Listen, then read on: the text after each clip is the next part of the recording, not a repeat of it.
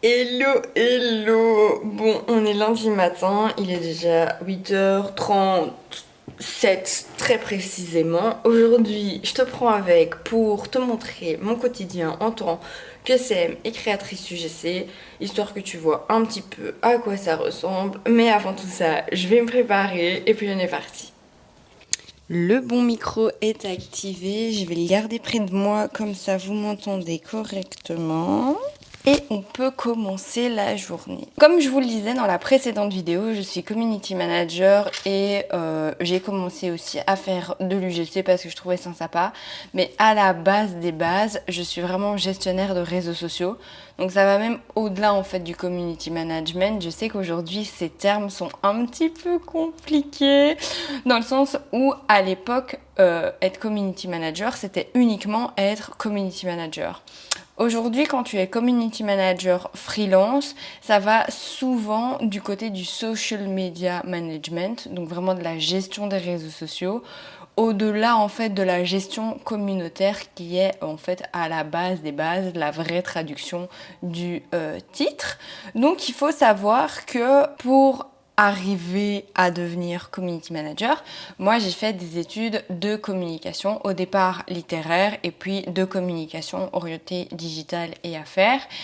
Et au fur et à mesure, je me suis formée, j'ai toujours voulu travailler dans les réseaux sociaux, donc j'ai été engagée en entreprise directement pour la gestion des réseaux sociaux. Et voilà, hein, c'est comme ça que j'ai fait mon petit bonhomme de chemin. Et la créativité que pouvait m'apporter l'entreprise n'était pas suffisante, dans le sens où c'était une niche qui était vraiment très très restreinte, donc un sujet très très restreint que je ne mentionnerai pas pour des raisons de confidentialité évidentes. Mais c'était pas suffisant parce que la façon de créer le contenu était compliquée en collaboration et parce que le sujet était tellement spécifique que moi-même n'étant pas du métier, c'était vraiment compliqué de pouvoir créer du contenu, je dirais divertissant, du contenu qui plaît à travers en fait ce sujet-là.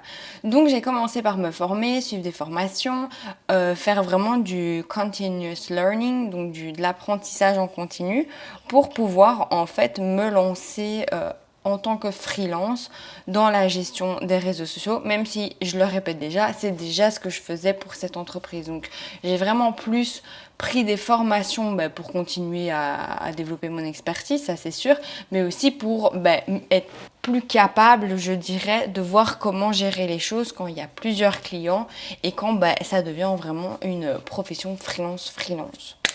Donc voilà, ceci étant dit, on va commencer la journée. Qu'est-ce que vous en pensez? La toute première étape pour moi, c'est d'aller voir clairement qu'est-ce qui va se passer dans mon agenda Google. J'utilise plusieurs agendas, hein. Je suis un peu psychopathe de l'organisation. Donc généralement, j'utilise Notion et Gmail pour m'organiser. Pourquoi les deux? Parce que Notion, je trouve qu'il est beaucoup plus simple en termes de clics. Donc forcément, si on a envie de dire que l'action a été faite, etc., je trouve que c'est beaucoup plus léger en fait sur Notion. Par contre, sur Gmail, j'aime beaucoup le fait qu'il y ait la possibilité de tout organiser. Enfin, c'est plus visuel. Alors, je sais que Notion a lancé son calendrier, mais je trouve que ça n'a pas encore été suffisamment développé que pour pouvoir avoir ce que propose Google. Donc voilà, moi j'utilise vraiment les deux. De toute façon, dans les semaines qui arrivent, il va y avoir une vidéo spéciale organisation parce que je vous dis, c'est vraiment quelque chose que j'adore. Donc voilà. La première chose qu'on va voir, c'est quand est-ce que je suis censée me lever et les pauses. Pour moi, c'est essentiel parce que sinon, c'est trop compliqué. Ensuite, voilà, pour aujourd'hui, j'ai le call client à 10h. Je devais faire de l'administratif, mais je n'avais rien à faire en administratif. Donc, c'est pour ça que j'ai pris un petit peu plus mon temps ce matin. Oui, parce que voilà, il faut pouvoir profiter des occasions comme ça n'arrive pas souvent. Ensuite, il va y avoir de la création client. Et en création client, vous le verrez, c'est souvent soit préparer les scripts, soit préparer les calendriers éditoriaux pour les clients, soit clairement faire la modification des fichiers pour qu'ils soient publiables sur Instagram, LinkedIn, TikTok, bref, ça dépend un petit peu de la demande. Aujourd'hui, ce qu'on va commencer à faire clairement, c'est préparer le call client. Il est déjà prêt dans le sens où moi, je n'aime pas arriver en fait en call et ne pas savoir ce que je dois demander. Donc, tout est préparé au préalable. Mais forcément, une petite relecture s'impose avant le call, histoire d'avoir des idées bien claires.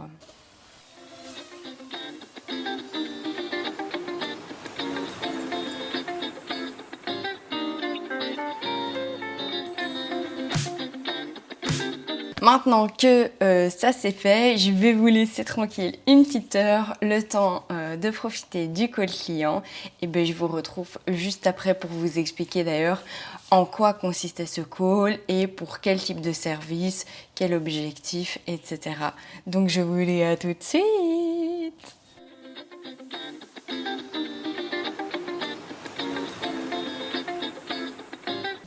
Bon, le call client est terminé. Il faut savoir qu'aujourd'hui, je travaillais avec une boutique qui est dans le zéro déchet, anti-gaspillage, pour tout ce qui est textile, enfants et femmes et jeunes filles. Et ces deux charmantes demoiselles m'ont appelé pour un audit. Donc bah voilà, type de service qui peut être proposé en tant que social media manager ou community manager. Ce sont des audits de compte. Alors à quoi est-ce que ça sert un audit? Dans le fond, c'est vraiment être capable d'expliquer ce qui ne fonctionne pas, ce qui fonctionne et ce qui peut être mis en place pour continuer à développer le compte. Souvent, ça vient de, je vais pas dire de frustration, mais plutôt d'interrogation sur le pourquoi un contenu qualitatif ne fonctionne pas aussi bien qu'un autre contenu qualitatif.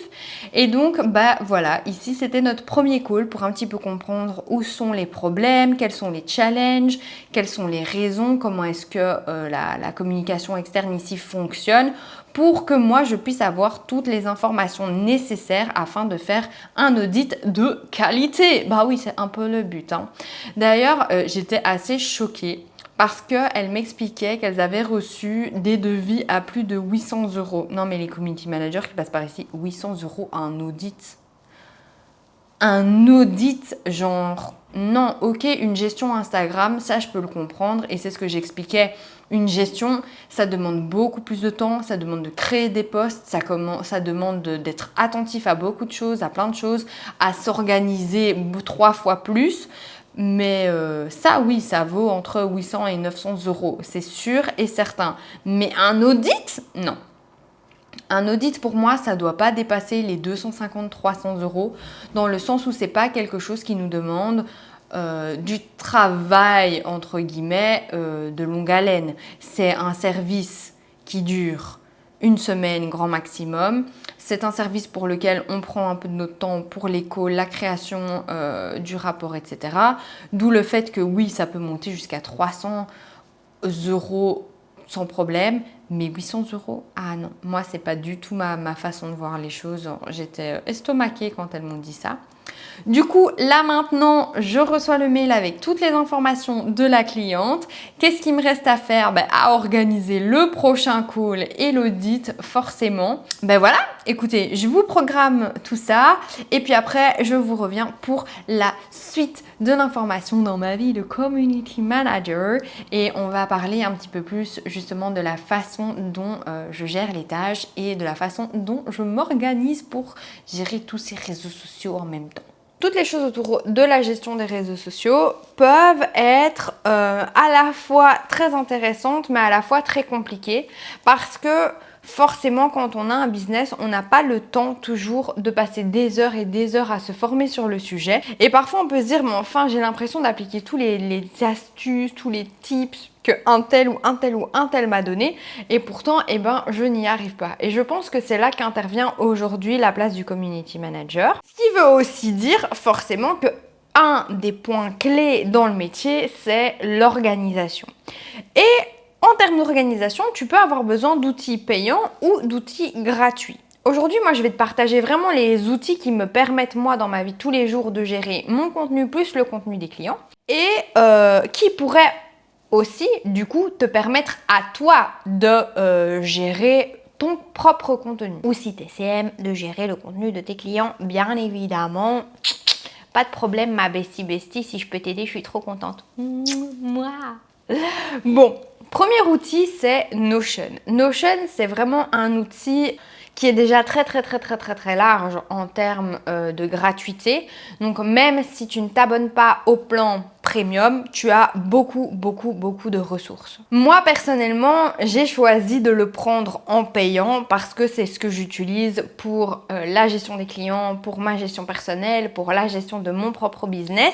J'ai vraiment tout dessus. J'ai créé tout un espace perso et un espace business qui me permet vraiment de m'organiser. Et en plus de ça, j'ai un espace bien spécifique pour la création de contenu de chaque client, plus mon propre calendrier éditorial. C'est la base des bases. Moi, tu me retires Notion, c'est fini. Je crève. La deuxième chose qui est hyper importante, c'est Meta Business. Donc, c'est ce qui te permet d'avoir tous les comptes portefeuille de tes clients directement sur ton espace à toi. C'est hyper important, notamment si tu as l'habitude de gérer des ads. Je le fais pas pour les autres pour l'instant, c'est pas un service qui rentre dans mes cordes. Après, si on me le demande, je le ferai, mais c'est quelque chose généralement que je laisse au bon vouloir de la personne. Mais l'avantage de Meta en dehors des ads, c'est d'avoir tout centré à un seul endroit. La programmation des stories, la programmation des posts, le contenu, qu'est-ce qui a fonctionné, qu'est-ce qui n'a pas fonctionné. Tu as le centre aussi des Facebook Ads qui te permet de comprendre quelles sont les publicités qui fonctionnent le mieux pour l'instant et peut-être voir si ça peut t'inspirer pour ton contenu organique ou pas. Maintenant, les statistiques sur Meta, elles peuvent être pas mal, mais honnêtement, moi, je préfère Metricool à 300%. C'est pas du tout une collab, hein. Genre vraiment, moi, je crie sur les toits que je les aime gratuitement, généreusement, parce que ils ont réussi avec un outil gratuit à nous mettre la programmation, l'analyse concurrentielle, la gestion de plusieurs profils pour une marque, ça j'y reviendrai, et surtout en fait les rapports statistiques qui sont visuellement attractifs et qui te donnent envie de bosser tes stats. Si t'es pas quelqu'un qui a l'habitude de travailler avec les chiffres ou qui n'aime pas trop ça, franchement Metricool a trouvé un moyen, disons, visuellement plaisant de te pousser à le faire, donc c'est vraiment top. Pourquoi est-ce que je disais un outil gratuit pour une seule marque?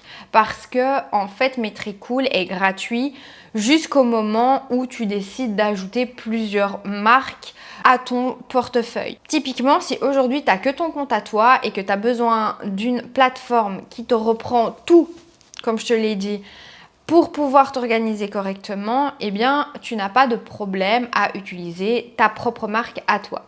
Attention, marque n'égale pas profil. Ici, les profils, ils sont liés à tes réseaux sociaux. Moi, par exemple, j'ai TikTok, Instagram, Threads, Facebook. Je crois que j'ai mis Pinterest et je sais que certains réseaux sociaux sont directement en fait adaptés au service premium. Donc, tu peux pas mettre tous tes réseaux sociaux. Il y en a qui sont vraiment uniquement pour le premium. Mais en attendant, si tu utilises Instagram, TikTok, Pinterest ou d'autres services gratuits, ça veut dire que tu peux avoir tous tes profils, toutes les informations de tous tes profils regroupées en un seul et même endroit. Et pour ça, c'est juste magique. Et honnêtement, le plan payant qui regroupe donc plusieurs marques et les profils premium, à l'année, pour un professionnel, c'est pas si cher. Ok, si toi tu fais ça de façon amateur et que pour l'instant tu fais pas encore d'argent, tu génères pas d'argent avec ton contenu, c'est peut-être pas nécessaire d'aller dépenser de l'argent là-dedans. Par contre, pour un professionnel qui a plusieurs comptes à gérer et voilà, qui doit jongler vraiment avec différents business, différentes marques, Metricool c'est juste la base quoi. Bref, si ça t'intéresse, je te mets le lien dans la description. Petite information, ce n'est pas une collaboration, mais c'est un lien qui me permettrait d'être rémunéré si tu t'abonnes et si toi et beaucoup de personnes s'abonnent. Donc en vrai, c'est pas encore pour tout de suite, mais je préfère te le dire pour être totalement transparente. Tu ne dépenses rien, rien ne sort de ta poche, je te l'ai dit, c'est entièrement gratuit, c'est juste Metricool qui me fait un petit cadeau au cas où pour que je continue à en parler, mais je continuerai à en parler même sans ça parce que honnêtement, ça a changé ma vie. Donc voilà.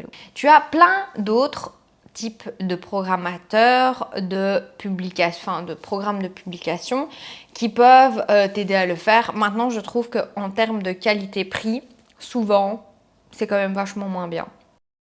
Autre chose pour l'organisation, c'est d'avoir ton calendrier éditorial. Alors, en vrai, un calendrier éditorial, tu peux le mettre à toutes les sauces. Il faut juste que toi, il te donne envie de créer et qu'il soit suffisamment clair pour que toi, tu comprennes jusqu'où est-ce que tu veux aller dans la création de ton contenu. Maintenant, si tu prends un calendrier qui te plaît pas, ben forcément, c'est un peu dommage. Moi, j'ai fait mon calendrier qui me correspond 100%. Je sais y mettre mes vidéos. J'ai ma petite checklist pour ne rien oublier à chaque fois que je crée du contenu. Je te mets le lien vers mon site internet où tu pourras le trouver également. Mais voilà, c'est une façon de travailler qui me correspond à moi. Maintenant, il faut savoir qu'il y a 170 façons de créer ton calendrier de contenu en fonction de ce dont toi, tu as besoin. Mais c'est vrai qu'un calendrier de contenu, quand tu es community manager, tu as plutôt intérêt en fait à en avoir un parce que sinon, tu es très vite complètement surpassé par les événements. Bref, la deuxième chose qui est vraiment importante dans ma vie de tous les jours en tant que CM, c'est pas uniquement l'organisation, mais c'est aussi le matériel. Et ça, il faut vraiment qu'on en parle. Forcément, quand tu es dans la production de contenu, la création de contenu, tu as besoin de matériel, notamment pour avoir du contenu de qualité. Avant de commencer avec le matériel qui coûte une blinde, moi je te conseille vraiment d'opter pour la qualité maximale sur un téléphone. Je pense qu'aujourd'hui il y a des très bons téléphones qui te permettent d'avoir des résolutions vraiment top et qui vont te permettre d'avoir un très bon contenu pour les réseaux sociaux. Parfois, forcément, c'est pas suffisant.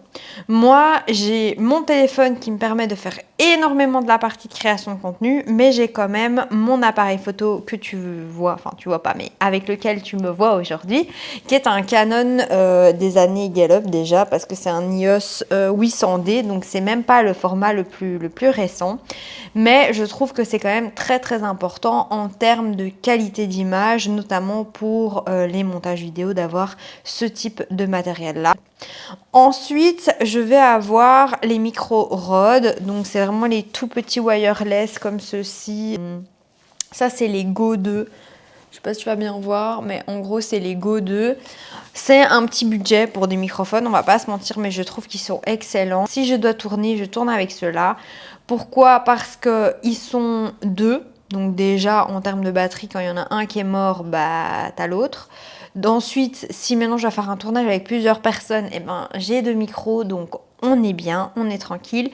Et ils sont hyper top, que ce soit pour l'audio comme maintenant en face cam ou l'audio en extérieur. Imaginons que je dois faire des micro-trottoirs pour des clients, mais en fait ce micro-là, il est juste magnifique pour ce type d'action. Donc c'est vraiment un micro que j'utilise énormément. La dernière chose, je trouve que j'emploie énormément en dehors de mon appareil photo, ma caméra et mon micro, c'est le trépied. Alors c'est un trépied que j'avais trouvé sur Amazon, il est genre à 40 €, mais il peut monter jusqu'à 1,80 m et il peut descendre très bas. Il te permet à la fois de porter ton téléphone dans tous les sens possibles, donc à la fois en vertical et en horizontal, mais aussi ton appareil photo. Donc c'est vraiment le best trépied que j'ai jamais eu de ma vie, dans le sens où il est super stable, super modulable. Tu peux avoir une tête rotative. Tout ça est inclus dans les 40, hein. C'est pas des accessoires à rajouter. Donc c'est vraiment super méga top.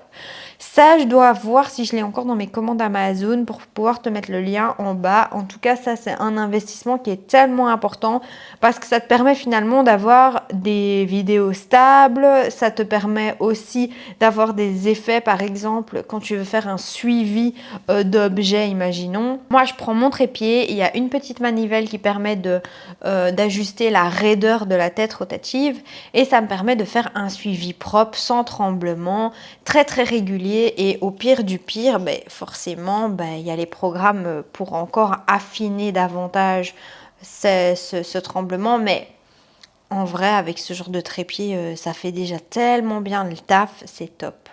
Et forcément, dans les autres types de matériel ou frais qui ne sont pas physiques, ça va être tout ce qui est montage. Moi, je travaille essentiellement avec Filmora, CapCut et Canva. Les trois en version pro, il me semble. Je réfléchis parce que Filmora, je sais qu'il y a deux types de pro, mais je pense que j'ai quand même choisi la première version pro, mais j'ai pas ajouté tout ce qui est créatif, etc. Parce que ça, c'est des choses avec lesquelles tu peux travailler aussi, mais qui demandent un abonnement mensuel. Donc, voilou. En vrai, le matériel, c'est hyper important et ça, je pense que tu l'auras compris dans le sens où tu as besoin de ton matériel pour pouvoir créer du contenu de qualité et d'un autre côté, tu as aussi besoin d'avoir un matériel qui soit durable. Moi, j'ai acheté à l'époque, tu sais, les petits trépieds où je me disais, bon, allez, je vais pas mettre autant. Celui-là, j'ai mis 40 euros, c'est pas le moins cher, hein. C'est pas non plus le plus cher, loin de là, mais il est tellement top que voilà, je regrette pas. Idem les micros, j'ai commencé avec des petits micros sortis d'Amazon, je crois que c'était des best-sellers. Une catastrophe, hein. Genre vraiment une grande catastrophe. Là, les Rode, ok, ils ont coûté un peu plus cher, mais enfin, j'en suis dingue, quoi. Vraiment, je pourrais plus me permettre de créer du contenu sans ça. Je trouve que ça s'entend tellement fort quand tu crées pas ton contenu avec un vrai micro. Enfin, c'est horrible.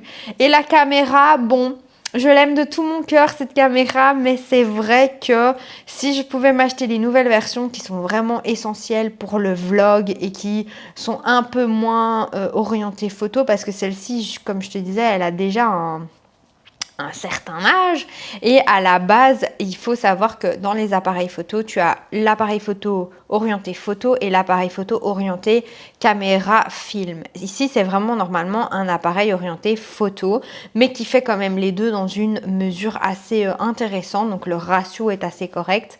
Maintenant c'est vrai qu'au fur et à mesure j'aimerais quand même pouvoir investir dans une caméra qui me permettrait de faire uniquement du contenu vidéo. Ce serait vraiment trop génial, mais pour l'instant celle-ci fait bien l'affaire et je m'en débarrasserai pas pour autant, même si je lui achète une petite sœur. Donc voilou. Bon, là maintenant il est l'heure, depuis il est déjà 12h40, donc je vais manger et ensuite eh bien on reprend pour tout ce qui est finalement pourquoi en fait devenir un community manager et puis pourquoi m'être lancée comme ça dans l'entrepreneuriat alors qu'en vrai j'étais en salarié et j'étais pas si mal placée finalement. Bon, je vais manger. À tout de suite. Ouf, comment j'ai envie de faire une bonne sieste là. Bon allez, je termine la vidéo et après j'irai me reposer certainement un petit peu. D'ailleurs, si vous avez des idées de séries, dites-moi en commentaire parce que là, pour l'instant, je sais vraiment plus quoi regarder. Là, je termine un drama coréen, mais c'est même pas vraiment un drama en vrai. C'est juste une série coréenne un peu orientée horreur. Mais enfin, bref.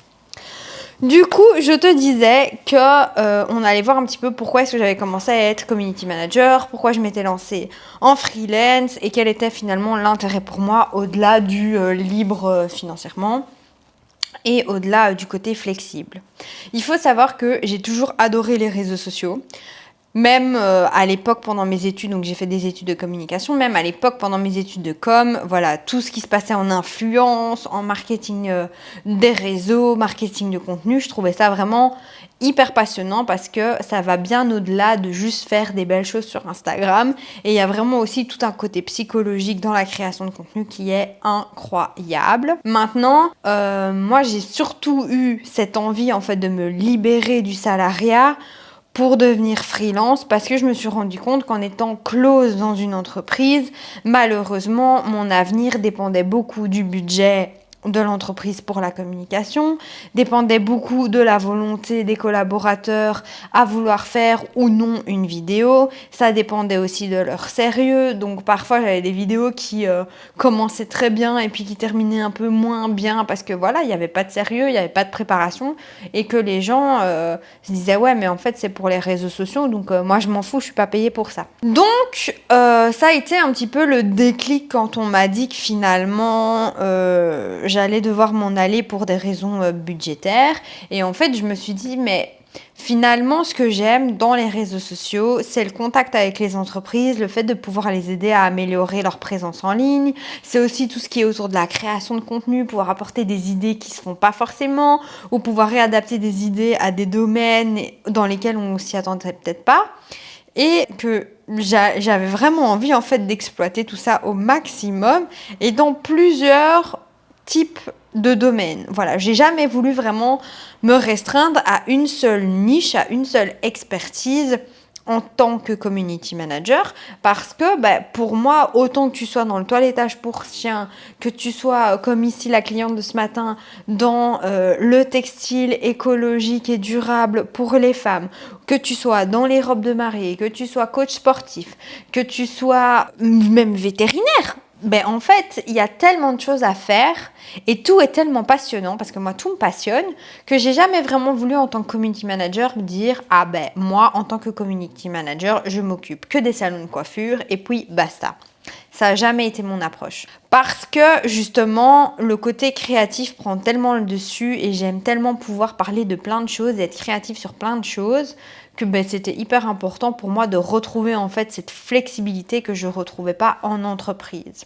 Au départ, ça n'a même pas été une question financière, ça a vraiment été le moment de se dire mais en fait moi c'est ça que je kiffe, c'est vraiment ça que j'adore et j'en ai rien à faire finalement de ce que les gens peuvent penser, que les gens estiment que les réseaux sociaux c'est légitime ou pas, ça c'est propre à chacun, mais moi voilà, je voulais vivre de ma passion et au début clairement tu peux pas en vivre parce que tu as des frais, parce que c'est tout nouveau, parce qu'au début tu vas pas oser charger tes clients comme tu les chargerais 2-3 ans plus tard parce que voilà, il faut le temps de te faire des contacts, le temps que les gens te trouvent, le temps que les gens adhèrent.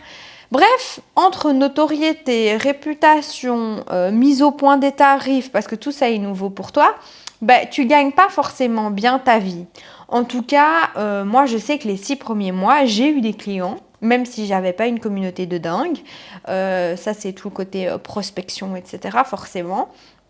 Mais ce que je gagnais me permettait pas d'en vivre. Ça remboursait juste les frais que j'avais pour le lancement de ma boîte finalement. Entre le matériel, les cotisations sociales, ici en Belgique, on n'a pas l'URSSAF, mais voilà, on a quand même des cotisations sociales à payer, des impôts annuels, etc. Donc finalement, le côté financier n'était même pas vraiment la première motivation, puisque clairement, c'est pas ça qui allait me permettre de partir aux Bahamas, sous les tropiques, ou de m'acheter la maison de mes rêves. Clairement. Mais, malgré tout, ce qui m'intéressait énormément, c'était de nouveau ce côté création de contenu, créativité, et en fait, comment faire en sorte que tout se mette en place pour que les business, que d'autres freelances, que d'autres indépendants puissent développer cette présence en ligne. Et ça a vraiment été mon gros kiff au départ. En plus de tout l'apprentissage qu'il y a derrière, je pense que quand tu te lances dans l'entrepreneuriat, t'as intérêt à être vraiment débrouillard parce que personne ne va t'aider. En tout cas, c'est pas l'administration belge qui va t'aider énormément. On ne te donne pas un petit fascicule en te disant il faut faire ci, il faut faire ça. C'est pas comme ça que ça fonctionne. Donc, ça a été un grand changement et je regrette pas du tout. Encore voilà, aujourd'hui j'ai des calls, j'ai des retours clients, j'ai créé des liens aussi avec certaines clientes. C'est presque devenu des amis. Enfin, je sais que le jour où le contrat, je dirais commercial, est terminé, je garderai contact avec elles parce que ce sont vraiment devenues, peut-être pas des amis, c'est un terme qui est fort, mais des copines. Et voilà, ça me ferait un peu de peine que du jour au lendemain, en fait, on ne se parle plus parce que finalement, on a évolué, on a développé pas mal de choses ensemble. Voilà, toutes les raisons qui font que j'ai décidé de me lancer en tant que CM. Je pense que c'est tout pour aujourd'hui. Je suis hyper contente d'avoir fait cette vidéo pour mettre un petit peu plus les choses au clair sur mon taf actuel. Parce que non, je suis pas encore une créatrice de contenu 100% rémunérée. Ça, c'est vrai que ce serait un rêve. On est en 2024, on en reparlera en 2034, voir ce que ce rêve a donné. Si jamais il y a des choses que tu trouves intéressantes justement par rapport au métier de CM et que tu te demandes comment est-ce que ça se profile, à quoi est-ce qu'on fait attention, je parle par exemple de la veille concurrentielle ou des rapports statistiques, ces petites choses-là qui sont assez particulières et que tu voudrais avoir une petite vidéo théorique sur le sujet pour savoir comment le faire à ta façon, à la maison, de façon peut-être plus simple et plus économique en engageant quelqu'un d'externe, n'hésite pas à me le mettre en commentaire. Tu retrouveras des vidéos sur l'organisation, les réseaux sociaux et le mindset. Si jamais cette vidéo t'a plu, n'hésite pas à t'abonner. Si jamais t'hésites encore, va voir les autres vidéos qui sont sur ma chaîne. Tu verras que ça en vaut vraiment la peine. Bon allez, sur ce, je te laisse. Mouah, je te fais des bisous.